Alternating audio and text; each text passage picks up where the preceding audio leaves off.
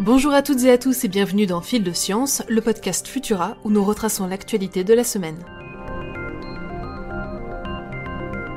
Si vous avez suivi l'actualité, cela ne vous a pas échappé. Le nord de l'Amérique a chaud. Une vague de chaleur sans précédent s'est en effet abattue sur l'ouest des États-Unis et du Canada le mois précédent, avec des températures records qui ne présagent rien de bon. Cette semaine, le mercure est monté jusqu'à 43 degrés à Quileute dans l'état de Washington. Quant à la ville canadienne de Lytton, elle connaît un sort pire encore. Le 29 juin, les météorologues y enregistraient la température cuisante de 49,6 degrés contre des normales saisonnières de 20 degrés. Et ce matin, les officiels ont confirmé que la ville avait brûlé à 90% dans un incendie ravageur. Face à ces changements drastiques, les autorités s'inquiètent tant pour la nature que pour les populations. Le long de la côte ouest, les feux de forêt ont repris avec plus d'intensité encore que l'année dernière, emportant avec eux des centaines d'habitations.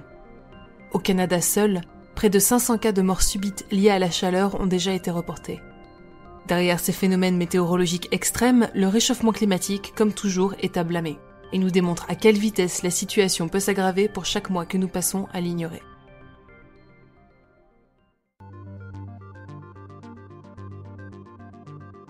La peste ne date pas d'hier, ni du Moyen-Âge, semblerait-il.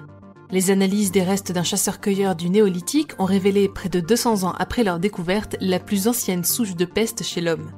L'étude, menée par l'université de Kiel en Allemagne, indique que cette bactérie vieille de 5000 ans comportait déjà à l'époque la plupart des gènes caractéristiques de la peste noire qui ravagea l'Europe au XIVe siècle.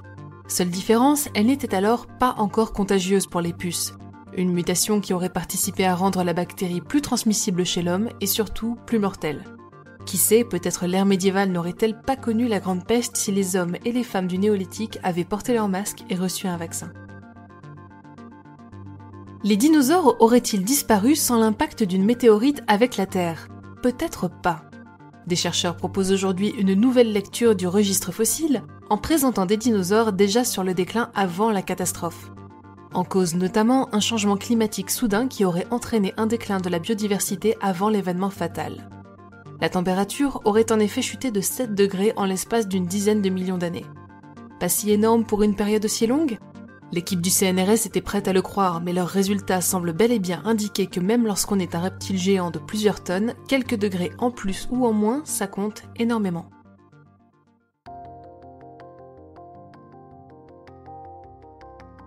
C'est le buzz du moment, une comète du nom de 2014 UN 271 fonce actuellement droit vers le Soleil. Comme son nom l'indique, l'objet avait été découvert en 2014, mais n'est revenu sur le devant de la scène que des années plus tard en analysant les données collectées trahissant son existence.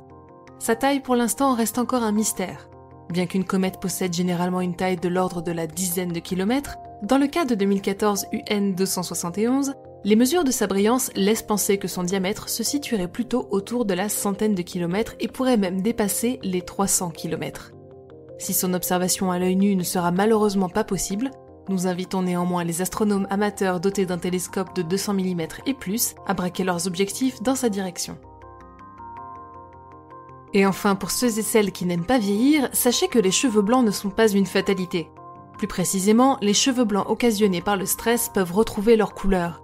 C'est le constat étonnant qu'ont récemment fait les chercheurs qui ont observé qu'il était possible de retracer les épisodes stressants vécus par plusieurs candidats en observant simplement les variations de pigmentation de leurs cheveux.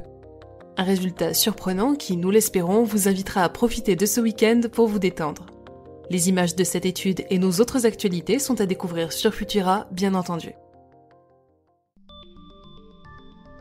Pour ne rien manquer de l'actualité scientifique, rendez-vous sur les plateformes de diffusion pour vous abonner à Fil de Science et à nos autres podcasts.